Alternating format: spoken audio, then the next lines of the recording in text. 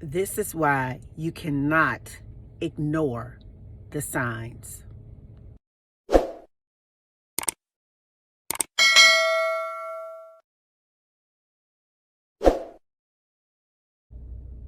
Don't care about you. It's all about them. They're just lost in their narcissistic world. And the only thing that matters is them. It is the goal of your enemy to make you abandon God, abandon yourself, and put a vessel that he is using on a pedestal to literally tear you down.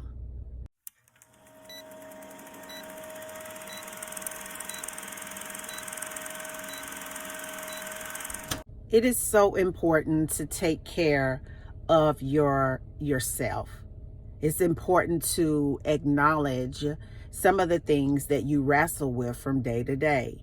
It's even more important to really examine your heart and mind to make sure it is really healed and in alignment with the will of God. And what I want you to know today is that it gives God great pleasure to see you have a good life.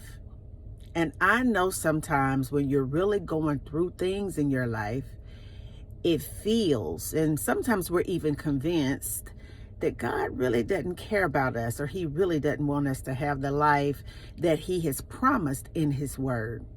I want you to know that it has always been the goal of the enemy to make you feel that God is a liar, that there's no truth in him, that everything that you've heard about how good he is just something fabricated and it's not the real world. But I want you to understand that is the furthest thing from the truth. From day one, it has always been the enemy's goal to make you doubt your connection with God. Excuse me. It's always been that way. It's always been the enemy's goal for us to really focus on things that go wrong in our lives, for us to really buy into things that may have happened to us that was beyond our control. It's also his goal to make us feel that having people in our lives that are challenging to deal with, that are very low vibrational, that are narcissistic and toxic, is just the way that people are. That's a lie. That is a lie. A lot of times what happens, just based on what we've gone through, we ignore the signs. All of the signs are there that this person is literally wrapped in glass. Come on, somebody. I'm talking about wrapped in glass to a point that when you get so close to them, it's almost like they mirror you. Everything that you ever thought of, dreamed of, prayed about, this person literally reflects you. But then the next thing you know, over time, that mirror breaks and it begins to cut you so deep that you don't even know how you're gonna get out of it. See, I want you to understand something, that it's always been the goal of your enemy to make you ignore the signs. Period. It has always been the goal of the devil to make you feel that you had to really fight for love instead of just allowing love into your experience. It has always been the goal of your enemy to make you think that if love didn't hurt, it wasn't worth it. It's certain things that happens when we have not really sat and faced trauma. The number one thing we do is ignore the fact that a person is really inconsistent with us. They say one thing, they do another. That's the first thing that we totally look over. Words and actions don't match, and we begin to make excuses.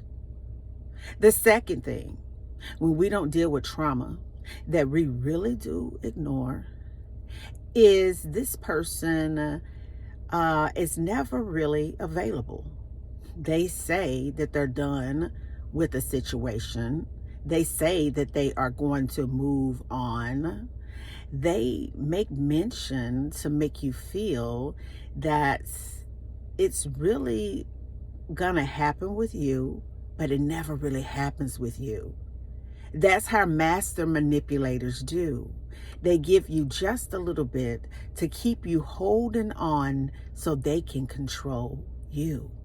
It has never been about you really having a good experience. It was never really about Eve having a good experience either. It was about deceiving her all along to make her doubt what God said. Isn't that something, how the devil never really changes? Times do, but his playbook is consistent because we ignore the signs. The third thing is that you find yourself really attracted sometimes to people that are selfish. Don't care about you. It's all about them. They're just lost in their narcissistic world, and the only thing that matters is them. It is the goal of your enemy to make you abandon God, abandon yourself, and put a vessel that he is using on a pedestal to literally tear you down. I want you to think about that one today. The fourth thing that I want to say is the enemy is jealous of you. I know it's hard for you to understand that because a lot of times who the devil uses, they may have a little bit more than you. But the one thing they don't have that you do is your genuine, rich, deep connection with God.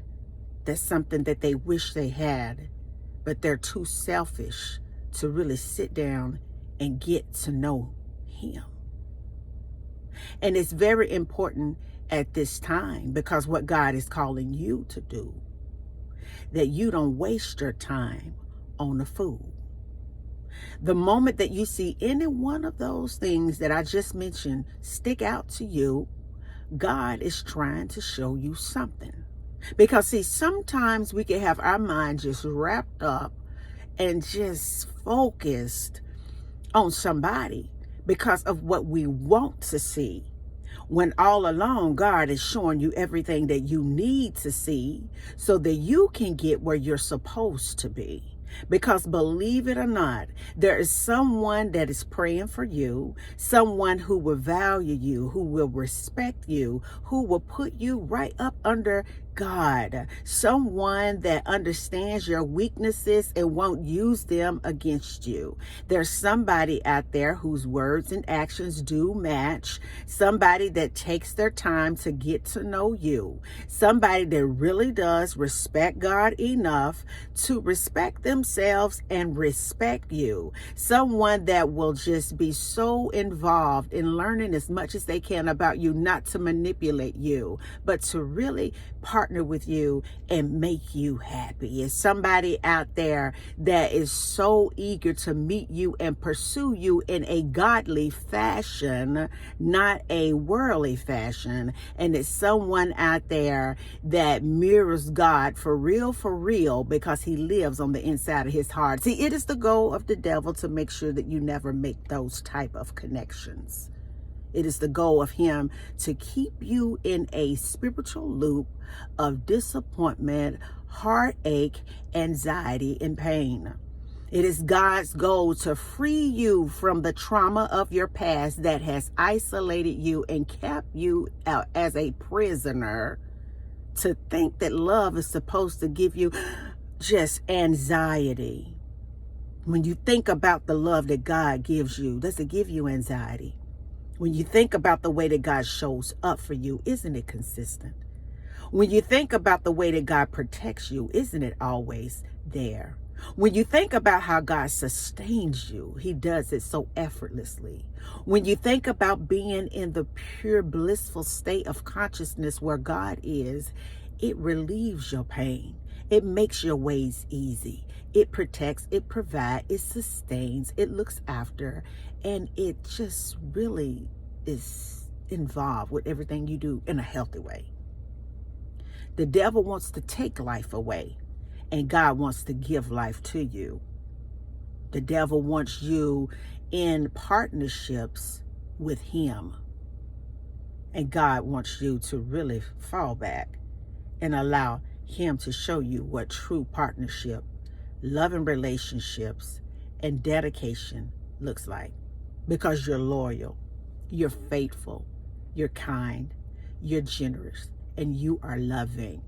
And because of that, you have so much value in you that people should really qualify to have an opportunity to experience it.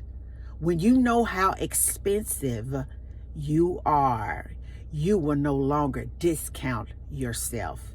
I want you to think about that.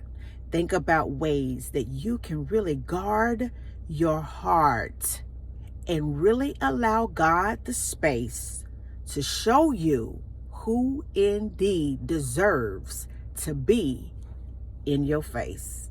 And until the next video, guys, peace, because I still be believing in you.